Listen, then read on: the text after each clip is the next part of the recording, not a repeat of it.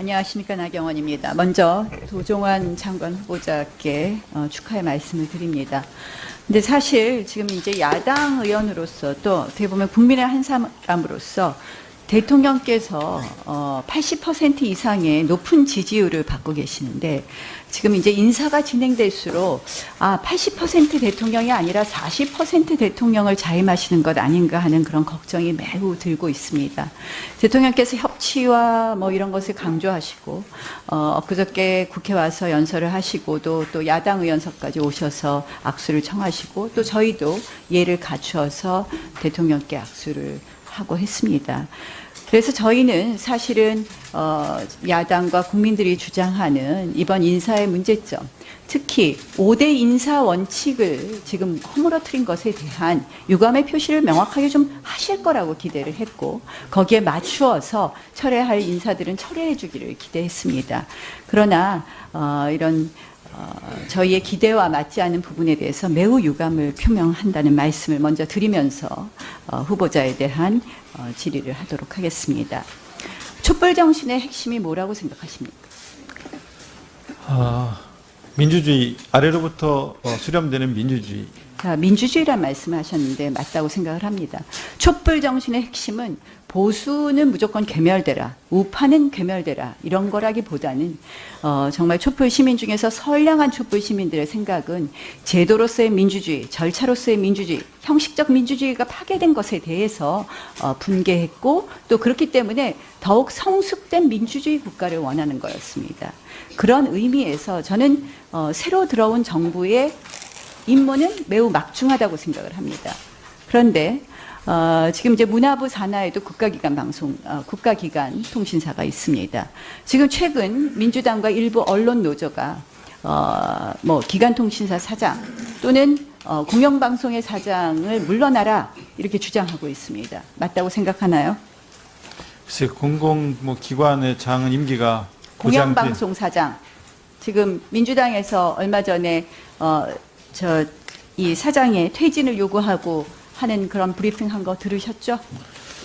그거는 공공기관의 인사 문제나 사장 문제는 공공기관에 맡겨야 된다고 생각합니다. 그러니까 그것을 정권이 좌지우지해서는 안 된다 이렇게 생각하신다는 건가요? 네, 그렇습니다. 네, 실질적으로 그렇습니다. 저는 제도로서의 민주주의가 성숙되기 위해서는 무엇보다도 우리가 이제 권력기관이라든지 언론기관에 이런 장애 이 임기가 보장되어 있습니다. 이 임기를 보장하는 것은 바로 그들의 임무에 있어서의 독립성과 공정성을 담보하기 위한 것이고 그러한 부분을 지켜줘야 된다고 생각을 합니다. 그래서 지금 민주당에서 지금 일부 공영방송사 사장의 퇴진을 요구하고 있는데 이것이 잘못되면 다시 새로운 블랙리스트가 될 수 있다는 부분을 지적합니다. 아까 공공기관장에 대해서도 이미 말씀을 하셨는데요. 지금 제가 보니까 이 문화체육관광부 소관의 33개 공공기관 중에서 1년 이내로 임기가 남은 기관장이 14명 그리고 1년 이상 임기가 남은 기관장이 16명에 이르고 있습니다. 그 기관장들 임기 보장하시겠습니까? 네. 보장을 하겠습니다. 이건 법에 보장하도록 되어 있기 때문에 보장을 하는데요. 또 본인들이 사표를 내거나 이런 기관들이 있기 때문에 기관에 따라서 약간 좀 다르기는 합니다. 기대해 보겠습니다. 사실은 이게 보면 우리가 여당할 때 입장 다르고 야당할 때 입장 다릅니다. 그리고 저도 또 사실은 야당하다가 여당하다 다시 야당을 하면서 내가 야당했을 땐 이게 부족했구나, 여당했을 땐 이게 잘못했구나 하고 반성하는 부분도 많이 있습니다. 그러나 우리가 역사가 발전하기 위해서는 또 다른 것이 되풀이돼서는 안 된다고 생각을 하고요. 다만 제가 아까 걱정되는 것은 이 국정농단 사건에 대해서 조사 특위를 만들었나요? 문화부에서 지금? 만들 계획입니다. 아직. 그러니까 이 조사 특위를 만들어서 이것과 관련됐다는 이유로 해서 어떠한 위법한 사실이 명확하게 법적으로 확정되지 않았는데 이것을 빌미로 해서 공공기관장 교체를 시도한다든지 그렇다면 이것은 또 다른 블랙리스트가 된다는 말씀을 다시 한번 지적하고 싶습니다. 사실 2007년 노무현 정부 때 문화정책이 매우 균형되었다라고 답변을 하셨는데요. 사실 저희가 보기에는 그렇지 않았습니다. 예컨대 민예총의 예산은 2000년부터 2004년 사이에 두 배로 이 증액되는 반면에 한국 예총의 그 예산 증액은 미미했습니다. 또 그 당시에 보면은 뭐 아까 이제 앞으로 이 블랙리스트를 문제를 해결하기 위해서 문화예술위원회에 뭐 자율성과 독립성을 준다고 하셨는데 실질적으로 그 당시에도 똑같은 이야기를 했습니다. 예술위의 독립성과 자율성 이야기하고 문화예술위원 10명 중에서 1명만 예총 출신, 나머지는 다 사실상 소위 좌파 문화예술인으로 채워지면서 계속해서 삐그덕거렸습니다. 그래서 문화부 장관으로 앞으로 일하실 때 이런 부분에 있어서 균형을 명확하게 균형을 맞추시지 않으면 또 다른 도종환 블랙리스트 하는 이야기가 나올 수 있다. 그래서 이 부분에 대해서 다시 한번 임기가 보장된 공공기관장은 보장해 주시고 이러한 부분에 유념해 주실 것을 부탁드립니다. 그렇게 하시겠습니까? 네, 그렇게 하겠습니다. 자, 국무위원으로서 이 여러 가지 국가 정책, 국정의 운영 뭐 이러한 부분에 대한 결정을 많이 하실 거기 때문에 전교조 관련돼서 질의를 좀 하겠습니다. 이 지난 한겨레 20일 2016년 8월 15일자 인터뷰에서 전교조를 박근혜 정부가 왜곡된 시각으로 바라보고 있다. 전교조 합법화를 위해서 싸운 적이 있는데 전교조가 다시 법적 정당성을 되찾을 것이다. 이런 이야기를 하셨습니다.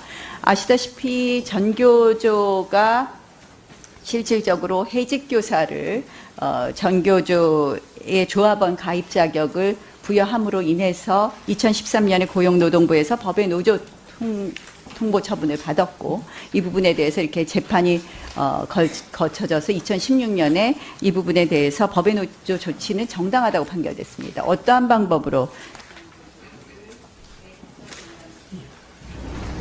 네.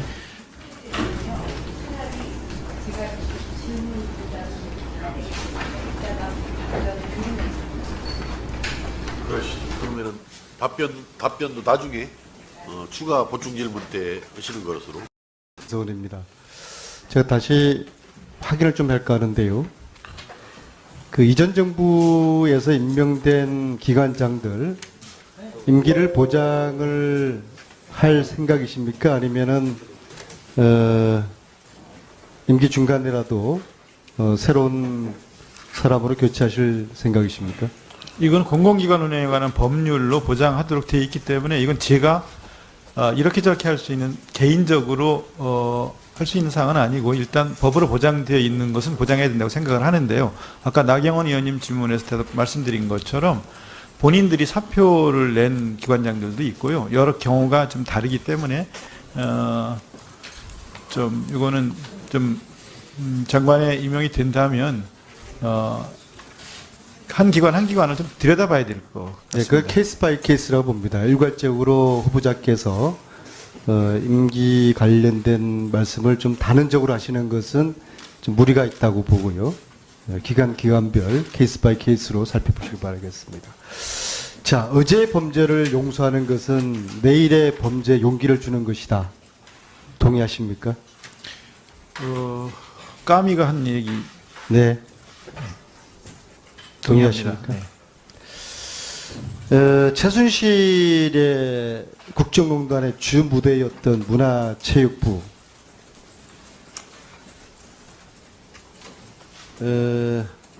농단의 핵심 주범들은 감옥에 가 있고, 그렇지만은 저는 여전히 조력자들은 활개치고 버젓이 있다고 봅니다. 예를 들어서 2004년 정유라의 공주성마 의혹이 불거졌을 때 14년이요. 정유라가 아주 훌륭한 선수라는 반박 자료를 만든 문체부의 공무원은 이후에 초고속 승진을 하였고 지금 아주 버젓이 있습니다. 이러면 안 되는 거 아닙니까? 그리고 널품 체조를 개발하는데 실무 책임자였던 그 담당자 아무런 징계받지 않고 지금 그대로 있습니다. 이거 이러면 안 되는 것이죠. 물론 경중은 분간해야 된다고 봅니다. 그러나 핵심 조력자들은 김종 차은택의 문화체육농단을 핵심적으로 도왔던 문체부 내부의 공무원들, 저는 엄벌을 해야 된다고 봅니다. 그래야지 공무원 사회가 다시는 이러한 불행한 일을 되풀이하지 않을 것입니다. 동의하십니까? 네. 동의합니다. 자, 마찬가지로요. 저는 스포츠토토 운용사 K토토의 국정농단 세력의 그늘이 있다고 봅니다. K토토 고문이자 사실상 대표인 홍모라는 사람을 압니까? 잘 모릅니다. 이분은 최순실 측의 재산관리인으로 알려져 있습니다. 네. 그런 분이 스포츠토토 운용자금 1조 원을 운용하는 실제 책임자 위치에 있다는 것이, 그리고 14년 스포츠토토 사업자가 선정할 때 이미 홍모 이분은 자기가 받을 거라는 이야기를 하고 다녔습니다. 저는 스포츠토토의 스물스물 기운이 도는 최순실 일가 국정농단 세력의 실체를 장관이 밝혀주셔야 된다고 생각합니다. 조사 한번 해보시겠습니까? 네. 청경자의 미인도 사건도 저는 조심스럽지만 비슷한 맥락에서 말씀드려 보겠습니다. 저 미인도가 위작입니까? 진품입니까? 뭐 검찰에서 이미 결정을 했습니다만 그 검찰 결정에 대해서 제가 뭐 어떤 입장을 내는 것은 적절치 않다고 생각합니다. 검찰이 저 예술품에 대한 진위를 분별하는 것이 그게 최선이었다고 보십니까? 그거는 뭐 여러 가지 견해가 있을 수 있다고 생각합니다. 자, 프랑스 세계 최고의 감정팀이 저 예술품에 대해서, 미인도에 대해서 위작이라고 판정 내렸습니까? 진품이라고 했습니까? 뭐 그거는 뭐 알고 있지만 여기서 뭐 답변하기가 좀 그렇습니다. 그 감정팀은 저 미인도가 진품일 가능성은 0.00002%라고 했습니다.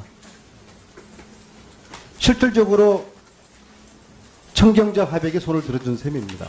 그런데도 검찰은 프랑스 감정팀의, 세계 최고 프랑스 감정팀의 의견을 묵살하고 진품이라고 했습니다. 그리고 그 검찰은 서울중앙지검 검찰이었습니다. 저는 이것이 수상하다고 봅니다.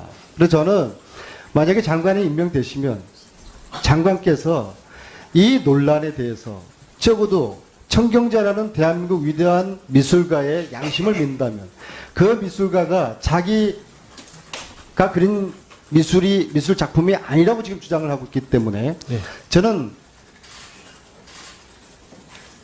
장관 후보께서 장관 되시면 이 부분을 문체부가 국내의 전문 감정팀에게, 검찰에게 맡길 문제가 아니죠. 특히 우병우 검찰이 이걸 감정을 했단 말입니다. 그래서 이 부분에 대한 진위 논란에 대한 객관적이고 공정한 좀 판단을 내려주시길 바라겠습니다. 어떻게 하시겠습니까? 일단 살펴보도록 하겠습니다. 자, 따라서 저는 장관 후보님께서 임명되고 나신 다음에 문화와 체육계에 이 적폐를 해소하기 위한 문화체육부 내에 적폐청산위원회를 신속히 설치를 해서 적폐 내용을, 적폐 인사를 조사하고 인적청산 대상을 정리하고 인적청산과 제도 개선을 하는 문체부 적폐청산위원회를 설치할 것을 제안드립니다. 어떻게 하시겠습니까? 지금 블랙리스트 진상조사위원회도 지금 곧 구성을 하려고 블랙리스트까지 하고 포함해서요. 때문에 네, 이 문제 말씀하신 것까지를 포함해서 진상조사가 철저하게 이루어질 수 있도록 하겠습니다. 그리고 마지막으로 이 선진국에는 있고 우리나라 체육에는 없는 것이 스포츠 클럽입니다. 네. 이 스포츠 클럽을 지금 정부에서 공약은 그렇지만 이걸 하기 위해서는 정부 부처가 지금 체육정책과가 있고 체육진흥과가 있어요. 이미 부처 자체가 엘리트와 생활체육을 나눠놨어요. 그래서 이걸 구시대 패러다임이라고 생각합니다. 그래서 이 체육정책과와 체육진흥과를 합쳐서 스포츠클럽 지원과로 통합해내는, 그래서 엘리트와 생활 제6의 햇볕을 이루어지는 스포츠 훈련을 제도적으로 육성하는 그러한 문재인 정부의 정책의 틀을 만드는 것을 보여주시기 바랍니다. 네. 스포츠 클럽 문제는 뭐 안민석 의원님께서 이제 법안도 내실 예정이신 걸로 알고 있고요. 이거 활성화해서 생활체육의 저변이 넓어지고 거기서 또 엘리트 선수들을 길러낼 수 있고 지도자들 육성해낼 수 있고 해마다 한 30개씩 그 늘려나가서 5년 후에는 전국 시군구에는 다 하나씩 한 뭐 229개 정도 스포츠 클럽이 만들어지는 그런 쪽의 방향을 잡고 이를 추진해 나가야 되겠다는 생각을 하고 있고요. 이거 관련해서는 안민석 의원님께 최고 전문가이시니까 계속 자문을 구하고 고견을 경청하면서 일을 진행해 나가도록 그렇게 하겠습니다. 그런데 지금 이제 문화부 산하에도 국가기관 통신사가 있습니다. 지금 최근 민주당과 일부 언론 노조가 뭐 기관통신사 사장 또는 공영방송의 사장을 물러나라 이렇게 주장하고 있습니다. 맞다고 생각하나요? 글쎄 공공기관의 장은 임기가 공영방송 사장 지금 민주당에서 얼마 전에 이 사장의 퇴진을 요구하고 하는 그런 브리핑한 거 들으셨죠?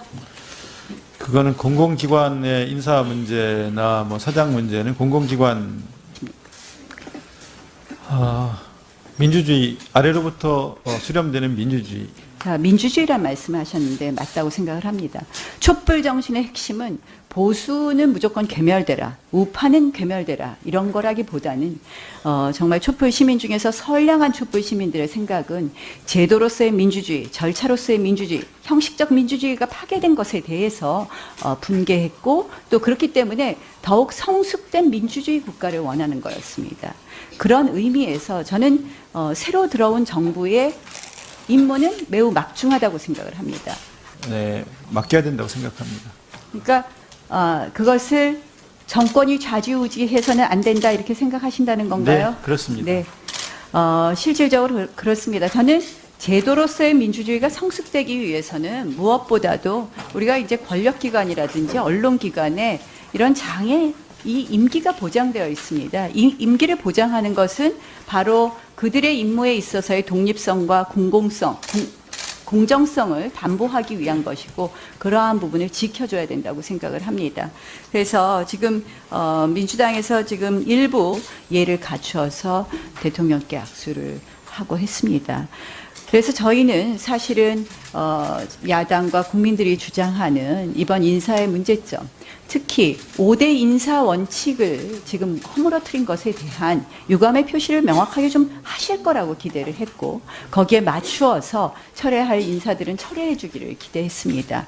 그러나 이런 저희의 기대와 맞지 않은 부분에 대해서 매우 유감을 표명한다는 말씀을 먼저 드리면서 후보자에 대한 질의를 하도록 하겠습니다. 촛불 정신의 핵심이 뭐라고 생각하십니까? 안녕하십니까, 나경원입니다. 먼저 도종환 장관 후보자께 축하의 말씀을 드립니다.